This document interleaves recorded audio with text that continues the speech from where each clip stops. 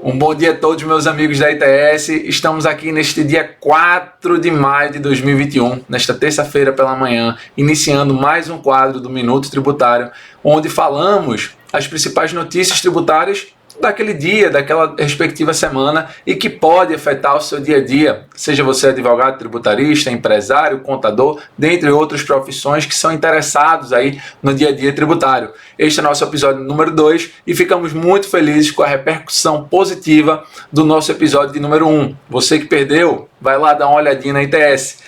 Para dar continuidade, pessoal, vamos falar de um tema que já trouxemos no nosso primeiro quadro, na quinta-feira passada, que é a exclusão do CMS das bases de cálculo do PIS e da COFINS. Por que falaremos dela? E bem brevemente aqui neste episódio, porque o julgamento foi adiado, tá? O julgamento que ocorreria na quinta-feira passada foi adiado para agora, dia 5 de maio de 2021, nesta quarta-feira.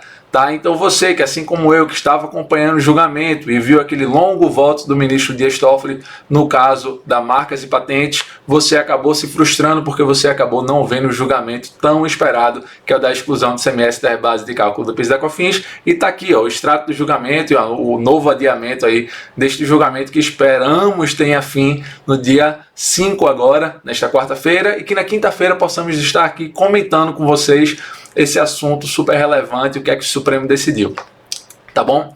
Mas vamos adiante, vamos mostrar também que o ministro Gilmar, ele levou o processo do ICMS antecipação, que também falamos na semana passada, na quinta-feira, no nosso primeiro episódio, falamos bem sobre esta tese, e ele trouxe um voto no mesmo sentido do ministro Edson Fachin, um voto que é desfavorável ao contribuinte. Por ora, então, o placar no Supremo Tribunal Federal está 4-2, favorável à inconstitucionalidade do ICMS antecipação cobrado das empresas do Simples Nacional, que já abordamos um pouquinho da tese e falaremos mais quando tiver o desfecho no Supremo Tribunal Federal deste caso, tá bom? Mas vamos adiante, para não perder muito tempo, nestes temas que já conversamos um pouco com vocês nos últimos episódios, e vamos falar agora do julgamento do Supremo Tribunal Federal da inconstitucionalidade ou constitucionalidade do artigo 42 da Lei 9.430 de 96. Este dispositivo, ele previa o quê? Ele previa que todas aquelas receitas que fossem em tese omitidas e identificadas no extrato bancário do contribuinte, elas seriam somadas, tá certo? Para fins de presunção de renda e, consequentemente, a tributação pelo imposto de renda deste contribuinte, que em tese teria sonegado, omitido uma receita da própria Receita Federal do Brasil, por ser uma legislação federal. O Supremo levou esse tema a julgamento, os contribuintes alegavam que aquela determinada disposição legal era inconstitucional, porque não se poderia presumir o fato gerador, ou seja, a hipótese de incidência do imposto de renda, a razão pela qual se cobra o imposto de renda. E aí os contribuintes diziam, olha, você não pode realizar essa presunção. Como é que você olha? Imagine você, contribuinte, que teve o extrato todo somado, com todas as entradas somadas, abatido daquilo que você declarou como receita na sua declaração de imposto de renda, chegando a uma receita imensa ali por presunção. E aí os contribuintes alegavam que isso seria inconstitucional da parte do Supremo, dentre os outros argumentos ali de ordem jurídica que existia sobre este tema. Mas o Supremo chegou a este placar aí, enfim, o relator, o ministro Marco Aurélio, votou favorável aos contribuintes, o ministro Dias Toffoli seguiu o relator, o ministro Marco Aurélio, porém acabamos nós, contribuintes, ficando vencido neste tema e com a vitória, com mérito aí da Fazenda Nacional, que pelo placar de 9-2 firmou o placar da constitucionalidade dessa presunção do fato gerador do imposto de renda sobre as receitas identificadas nos extratos bancários e dentre outras obrigações ali que você consegue identificar uma entrada no bolso do contribuinte e que em tese não foram declaradas.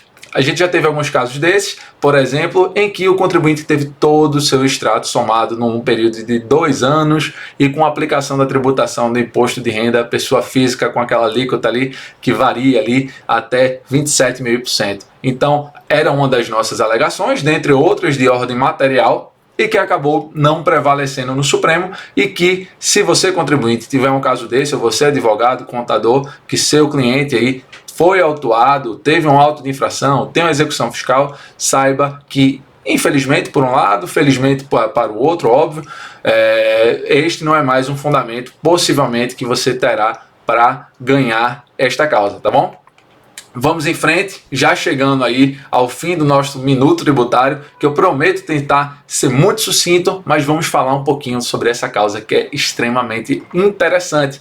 Para isso, você deve ter olhado aí no início, deve ter dito, caramba, Pedro está desfocado hoje na tela, mas esse desfocado foi de maneira proposital. Por quê? Porque eu queria que vocês vissem justamente esse quadro aqui, ó, que eu pintei e desenhei, porque nas minhas aulas de ICMS, assim, meus professores sempre disseram que ICMS é aquele tributo que a gente tem que desenhar para entender, e para entender toda a operação e toda a consequência da operação que está existindo ali, que está sendo julgada pelo Supremo, ou que foi lavrado ali um auto de infração, e isso aqui eu trago também para vocês, tá? O que é que eu trago para vocês? Recentemente saiu essa notícia no Valor, dizendo que a decisão do STF pode impactar créditos de ICMS. É verdade? É verdade. Qual a decisão do Supremo? ADC 49. A ADC 49, que foi que ela chegou e pacificou. Ora, é inconstitucional a cobrança do ICMS entre estabelecimentos de matriz e filial. Ou seja, você, uma mesma empresa, um mesmo CNPJ, um mesmo radical, que varia só entre matriz e filial, inclusive quando domiciliadas em estados distintos, por exemplo, um em Pernambuco, que é o caso que a gente fez aqui, o B em São Paulo, A em Pernambuco e C em Pernambuco. Imagina essa operação. E nesta operação, o que é que o STF decidiu? Em tese, seria um julgamento favorável aos contribuintes, dizendo que é inconstitucional essa cobrança de ICMS nestas operações. E aí surge essa matéria no Valor, que é extremamente interessante. Por quê? Porque ela diz, olha, os contribuintes podem ter uma reversão muito grande em decorrência dessa decisão, e era algo que a gente, em muitas lives, em muitas oportunidades, sempre falou. Essa é uma decisão que, na maioria das hipóteses, eu me arrisco a dizer, ela é desfavorável aos contribuintes, embora seja uma inconstitucionalidade de uma norma estadual. Digo por quê? Porque imagine uma operação entre A, B e C, justamente essa operação que está aqui no quadro. Nesta operação, entre a indústria A, o atacado B e o varejo C, vamos dizer que seja tudo do mesmo grupo econômico, nesta operação incidiria ICMS em cada uma das etapas, primeira, segunda e terceira, da indústria para o atacado, do atacado para o varejo. Tá? Vamos dizer que a indústria ela tinha pago destacado de ICMS na nota fiscal de venda para quando transferiu a mercadoria para o seu atacado, porque ali a indústria era a matriz, o atacado é uma filial e o varejo é outra filial. Vamos pensar nessa operação, tá? Ela destacou R$10 de ICMS nesta operação. E esses R$10 de ICMS, B, pela sistemática da não cumulatividade do ICMS, B toma crédito. Isso aí é o que a gente chama, na contabilidade, de uma conta do ativo. A empresa ela reconhece um crédito de ICMS, um direito que ela tem. E esse crédito de ICMS ele é posteriormente utilizado para bater o débito gerado quando ela circula, em regra, a mercadoria. Ou seja, quando ela vende de B para C. Tá? Então esses R$10 de crédito que ela pegou, ela tomou, ela abateu do débito. Vamos dizer que esses R$10 de ICMS foi o crédito, e o débito da saída, quando ela vendeu a mercadoria para C, o varejo do mesmo grupo econômico, não apenas grupo econômico, mas entre matriz e filial, a outra filial, a filial C, vamos dizer que a filial C, por exemplo, nesta operação B destacou R$20 de ICMS, tá? Na apuração dela mensal, ela assinou do lucro presumido e do lucro real, abateria os R$20 dos 10 e daria ali um todo de ICMS a pagar de R$10. Geraria um documento de arrecadação estadual e faria o recolhimento do tributo. Porém, quando chega essa mercadoria em C, C toma crédito também dos R$20. Ou seja, você pega aqueles R$20, toma crédito, igualzinho o B fez, para abater do débito quando ele for vender, esse varejo for vender aquela mesma mercadoria para o consumidor final. Vamos dizer que ela comprou com um destaque de R$20 de ICMS e vendeu com destaque de 40, gerando ali naquela operação um ICMS a pagar essa empresa sendo do lucro presumido e do lucro real, porque são os dois regimes que as empresas, quando optam, elas acabam podendo tomar crédito. Existe uma vedação clara na Lei do Simples Nacional que impossibilita. E aí, neste caso, C tomou crédito, pagou R$20 de CMS, destacou ali os 40 na sua nota fiscal, na sua apuração pegou os 40, abateu dos R$20 de crédito e gerou ali os R$20 a pagar. E o que foi que aconteceu? Quando o Supremo Tribunal dá uma decisão em ADC, uma decisão que tem, embora tenha se tratado de uma norma estadual específica, mas é uma decisão que tem um caráter vinculante que pode se aplicar a todos os estados da federação, se os estados da federação assim quiserem. E o que é que isso repercute nessa operação entre A, B e C, tá? E por isso que a gente se depreendeu mais um pouquinho neste caso. Porque B, vamos dizer que A seja matriz, B filial e C filial, tá? B, quando adquire mercadoria da matriz, diante dessa nova perspectiva decidida pelo Supremo em maneira geral para um determinado estado, B, o que é que ela faz? B, ela não tem ICMS para tomar crédito naquela operação. Vamos pensar apenas em B, tá? E quando ela vende, quando ela transfere mercadoria para C, ela também não transfere crédito nenhum, não transfere, vamos dizer, ICMS nenhum, porque naquela operação também, como a gente viu, não tinha um destaque também de ICMS. Quando essa mercadoria chega em C, ela também não toma crédito de nada, por exemplo, e ela tem apenas um débito de ICMS, tá? Um débito de ICMS que ao todo chega a quanto? A R$40. E quanto ela teria? Quanto a operação seria onerada se B e C não tivessem esta decisão do Supremo? Seria onerada em R$30. E quanto é que ela vai estar sendo onerada agora, nesta nova operação, diante dessa nova perspectiva do Supremo, que não tem crédito nessas operações, ou seja, nem B toma crédito, nem C toma crédito, e inclusive A, que é a indústria, os produtos que ela adquiriu para gerar aquele determinado produto final, ou seja, mercadoria pronta e acabada, daqueles produtos ela tem que estornar aquele crédito, porque a saída dela é, para todos os fins, considerada isenta. E se a saída dela não é onerada, veja que também esses R$10 da indústria, ela vai ser somada, por exemplo, seria somada ali, ela perderia todo o crédito que ela teria para bater o ICMS saída dela.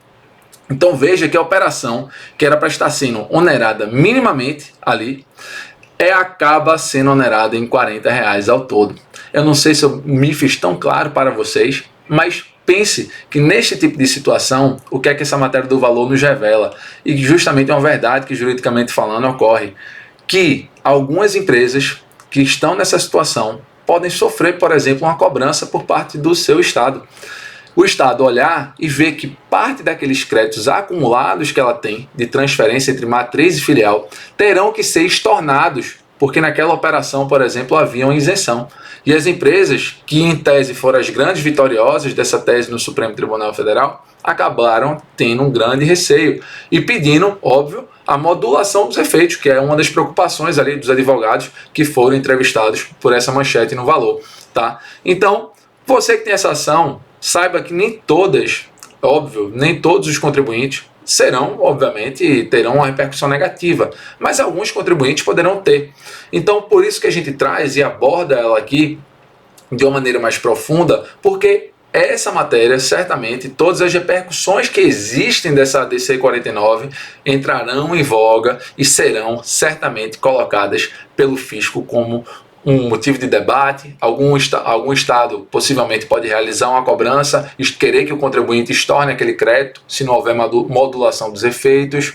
Então, antes dessa decisão do Supremo, só para terminar aqui, as decisões elas eram realizadas em sede de controle concreto de constitucionalidade, ou seja, cada caso era um caso. Contribuinte que achasse que para a sua situação seria melhor, por exemplo, não ter o ICMS sendo destacado naquela operação, o contribuinte ali propôs a ação e acabava, por fim, desonerando a sua tributação. E não pelos cálculos que ele eventualmente fez ali naquela operação, era bom para ele.